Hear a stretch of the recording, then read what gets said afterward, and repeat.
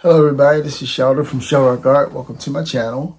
Welcome to our Creative Art Collective with myself, Tess Lima from Tess Lima Maya Art, Casey from CWV Artistry, and Patty from Let's Pour with Patty. I got my last video, and this is my piece here. This was actually a pour over. You will see in the video that I was not too satisfied with it at first, but as I let it sit, more like cells and things like inside of here start to develop. And I said, you know what? I kind of like that piece. It's kind of moody. It still got some nice boulder cell clouded effects up in here. So I actually decided to keep it. I'm glad I did. So thank you for joining us. And let's get over to the canvas so I can show you how I developed this piece. Hello everybody. Welcome to my YouTube channel. This is Sheldon from Shellrock Art, and I'm going to be doing a straight pour with boulder cells. And after many a failed attempt, I'm going to try this again. This previous piece I did not like because either the consistency wasn't right or the medium that I used had a binder in it, but something was restricting these cells from growing. So I'm going to be doing a pour over of this. I already tried it a couple times again, and it started to work better. But I think after pouring over so many times, the surface got a little lumpy, and it did not make for a good spread of the paint. So the paint started spreading kind of weird. So I might do a bloom over this piece. I want to be smart. So I'm going to let this piece dry somewhere. Where I don't know. But I'm going to let this piece dry somewhere and maybe get a new canvas. I think so. Because this has got...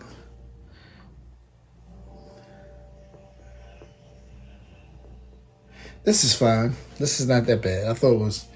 No, this is fine. All right. So let's go with putting down the base coat and spreading it out and see how we go from there. So let's put down a little bit of a base coat. This is Liquitex Basics, which reacts well with Deco Art paints to give it that, what Gina calls that hydrophobic effect, because the cells develop. And how she explains it is that there are this Liquitex paint dries glossy and the Deco Art paints dries matte. So between the two, they react with each other and gives you these beautiful boulder cells. So there's my base coat I put down, and I'm going to start layering the cup.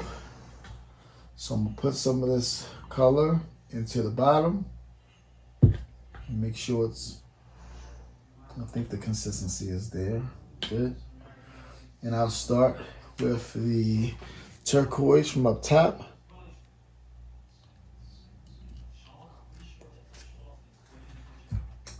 Followed by the violet.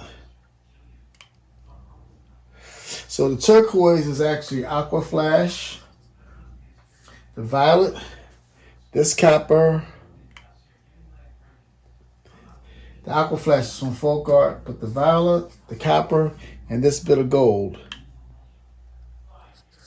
is all from Deco Art, Extreme Sheen, and Americana.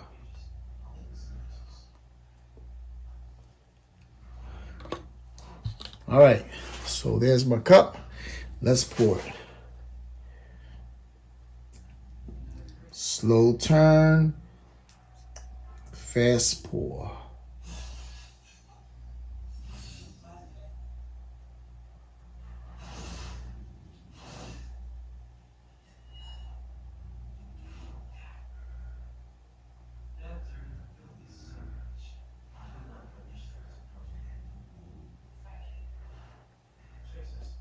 Trying to keep my hand in the center. That's one of the hardest things for me to do because that's not how I roll. But I'm glad that gold is coming out from the bottom.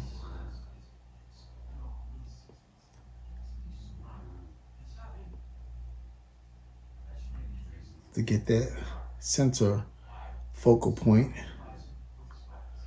in the middle.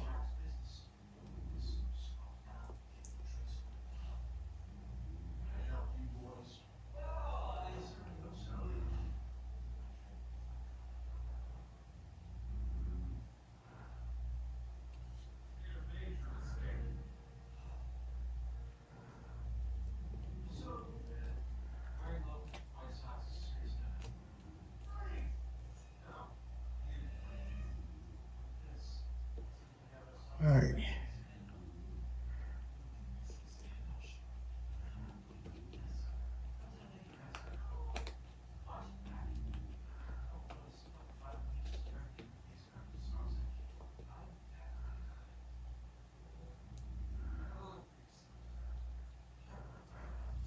All right. Okay. That might work.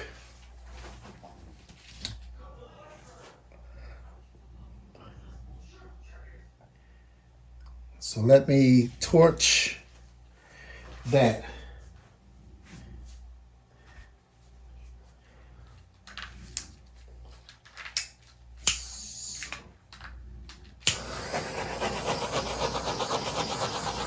Wake some cells up.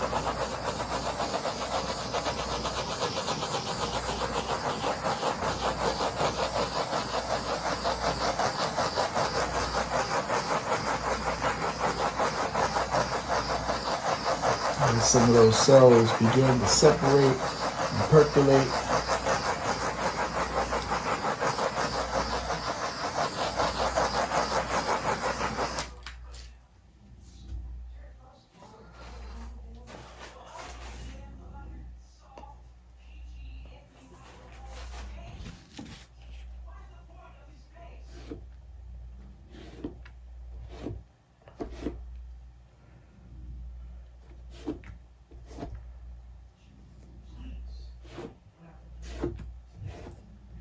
There's a lot of excess paint on this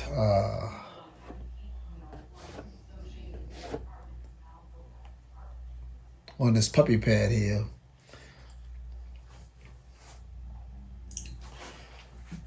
Dirty gloves and all that. I'm not going to save it. I saved some paints as it is that I have in little cups for flood coats when I do my straight cloud pour. So this one I'm going to let go.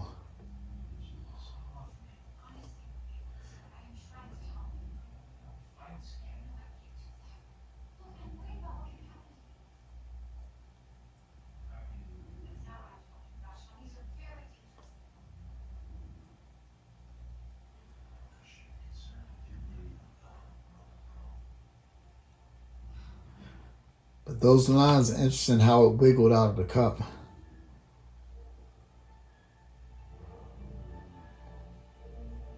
Some parts wiggled, some parts stayed straight.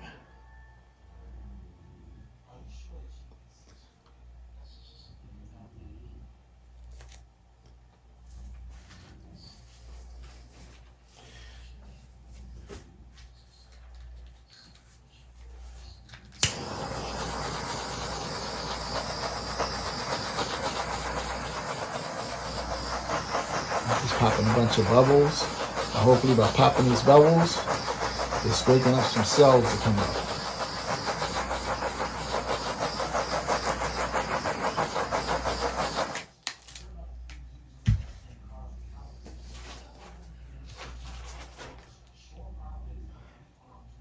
There's some copper starting to come through in here and gold.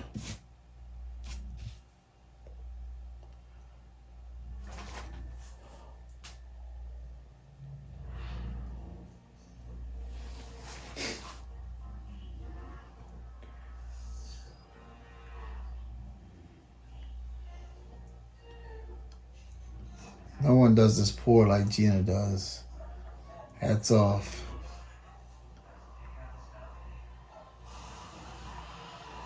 But I try.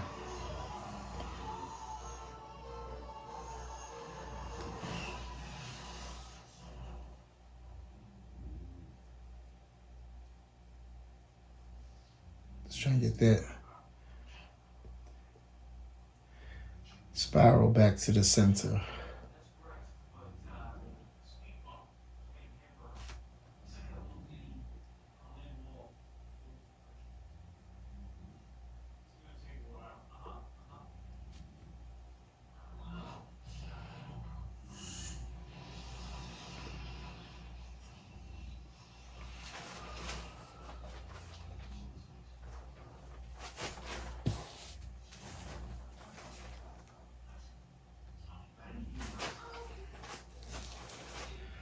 I know who I want to take me home.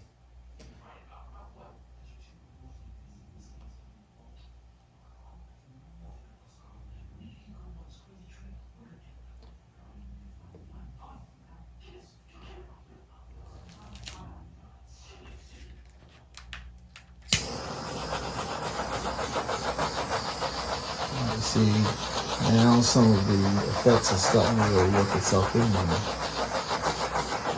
I love this little hyper gold and copper spot right here.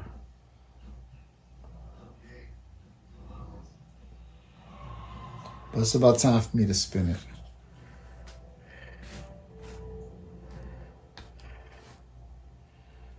This is a lot of paint that I wasted. But, oh well. Actually, you know what? While I'm waiting for the rest of that to develop, I'm going to scrape that paint in this container.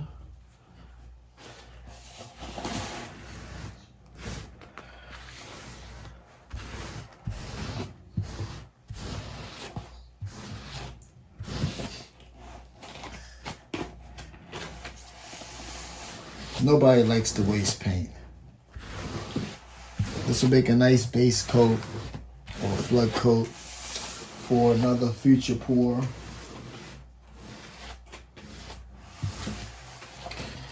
It's got a nice violet color to it because my base coat was violet.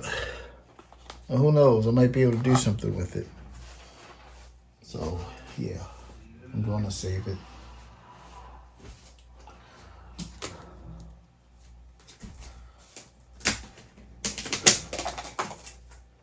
And let's doing this while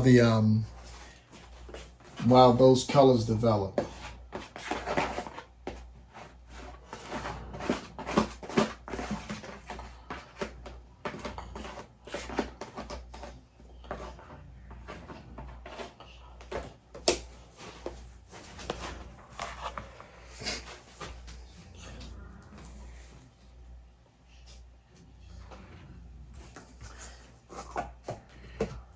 Okay, so I can move you back over to the side.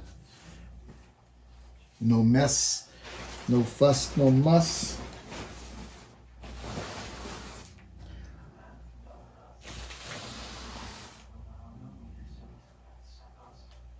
All right, so let's spin this out. All right, I think we're gonna do that. So let's slowly spin that.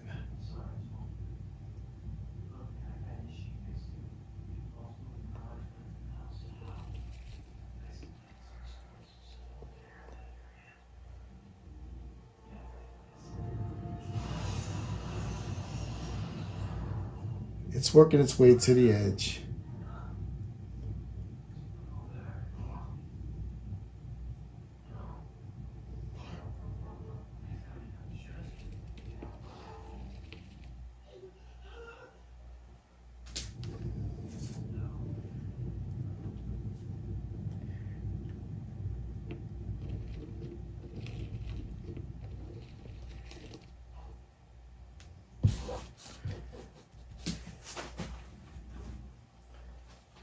Maybe some pop-up cells will pop up in there.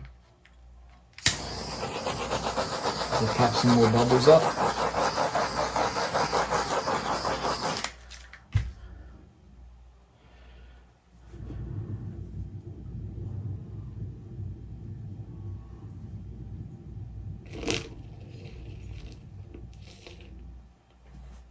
And I think that was off center itself on the spinner.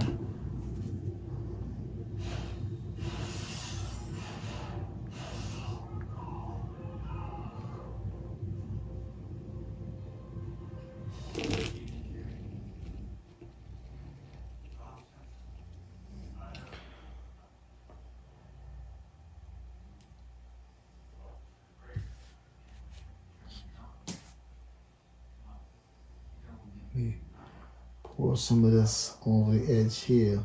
I think those sides started to dry, and it made it start to get a little bumpy. Made it get a little bumpy on the spin. So, ooh, did not want that to happen. Thank goodness I was out of the way. Otherwise, it would have got all over me.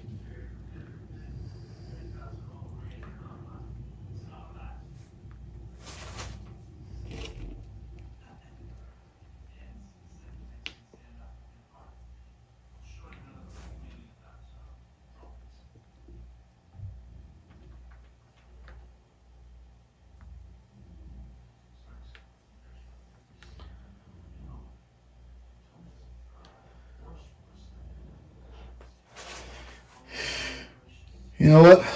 I'm going to leave this like this. I'm not going to bother it. It's not my favorite. Definitely not my favorite. I should have started off fresh with a new canvas. But it's what it is. So after sitting for a while, this piece actually kind of started looking better after sitting for a bit. Interesting cells there, circled in gold. Got the spiral still in the middle. So yes, that actually developed pretty nicely. So I'm glad I kept it and didn't decide to scrape it. So thank you for watching. This is Sheldon from Shellrock Art, and thank you for joining us on our Creative Art Collective. Have a great evening and a great weekend, and happy pouring. Bye-bye.